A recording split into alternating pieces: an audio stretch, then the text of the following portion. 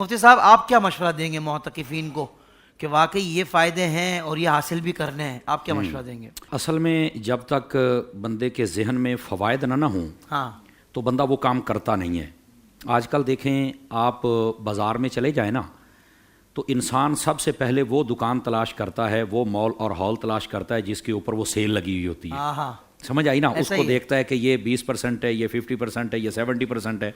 تو جب ان چیزوں کو دیکھتا ہے نا تو اس کی رغبت بڑھتی ہے۔ ایسا ہی اچھا، یہ کسی بھی شعبے میں چلے جائے نا تو وہ کہتا ہے کہ یار کہیں نہ کہیں سے مجھے بینیفٹ مل جائے، اس کو پتہ چلتا ہے یہ فائدہ وہ بھاگ نکلتا ہے۔ تو پہلے ان کو فوائد سننے چاہیے کہ اس اعتکاف کے فوائد کیا ہیں۔ بہت اچھا، آدھا ذہن وہاں بن جائے گا، پھر کچھ باقی ماندہ مشورے فقیر عرض کر دے گا۔ سبحان اللہ، سبحان اللہ۔ فوائد اس کے یہ ہیں، فتاوی عالمگیری کے اندر یہ بات موجود ہے، فرمایا معتکف کو جو بڑے فوائد ہوتے ہیں ان میں سے پہلا فائدہ یہ ہوتا ہے کہ یہ مثل ملائکہ کے ہو جاتا ہے۔ اللہ، یعنی ان دنوں کے اندر اسے اور کسی بات کی فکر نہیں ہے، یہ آ گیا ہے، اس نے گھٹنے ٹیک دیے ہیں، بس اب اس نے نماز پڑھنی ہے، اب اس نے روزہ رکھنا ہے، اب اس نے تلاوت، ذکر اور فکر، یہ سویا بھی رب کے گھر میں ہے۔ سبحان اللہ۔ تو فرمایا یہ مثل ملائکہ ہے، یعنی جیسے وہ تحمید و تقدیس کرتے ہیں ویسے اس کی ذمہ دار۔ یہ پہلا فائدہ ہو گیا۔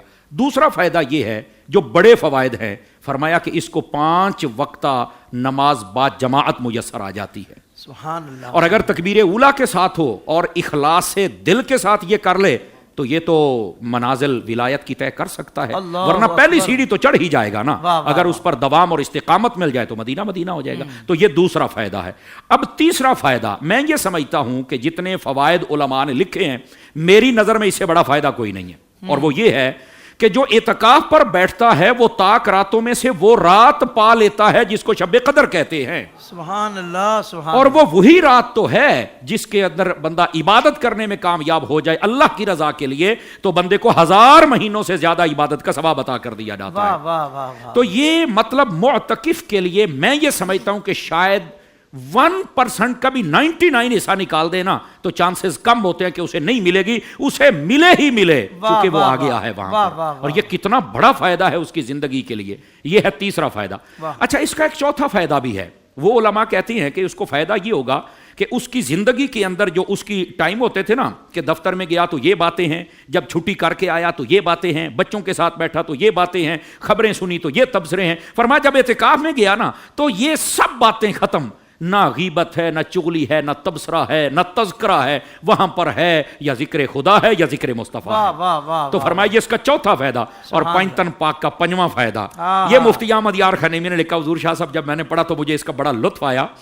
آپ نے فرمایا کہ جو بندہ اعتکاف پہ بیٹھ جائے اللہ رب العزت اس کے لیے یہ اہتمام فرماتا ہے، فرشتوں کو کہتا ہے کہ اس کے سابقہ زندگی کو دیکھو، اس کے اندر اگر یہ بیمار کی بیمار پرسی کرتا تھا تو ثواب لکھو، یہ جنازے پڑھتا تھا تو ثواب لکھو، یہ غریب کی غریب پروری کرتا تھا تو ثواب لکھو، یہ خیرات کرتا تھا، جب وہ ٹائم آئی اس کی نیکی کا ثواب لکھو۔ باری تعالیٰ کیوں؟ فرمایا یہ آگے نا، یہ تو ہمارے دروازے پر ہے، تو ہمیں کریم کون کہے گا کہ اس کو سابقہ ریکارڈ کے مطابق ثواب عطا نہ کیا جائے؟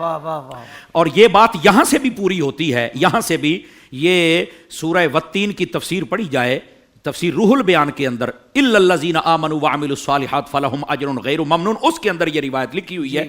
فرمایا اگر کوئی بندہ مسافر ہو یا مریض ہو جائے یا اسے کوئی ایسا کام پڑ جائے کہ وہ اپنی سابقہ عبادات نہ کر سکے تو جب ٹائم آتا ہے اللہ فرشتے فرماتا لکھ، تو وہ کہتا ہے باری تعالیٰ تیرا حکم تھا یہ کرے گا تو لکھوں گا۔ فرمایا بیماری ہم نے دی ہے، صبر بھی ہمارے لیے کر رہا ہے، اگر صاحب کا ریکارڈ تھا تو لکھ، ہم اس کے درجے بلند کرنا چاہتے ہیں۔ تو یہ کتنے بڑے فوائد ہیں اعتکاف والوں کے لیے۔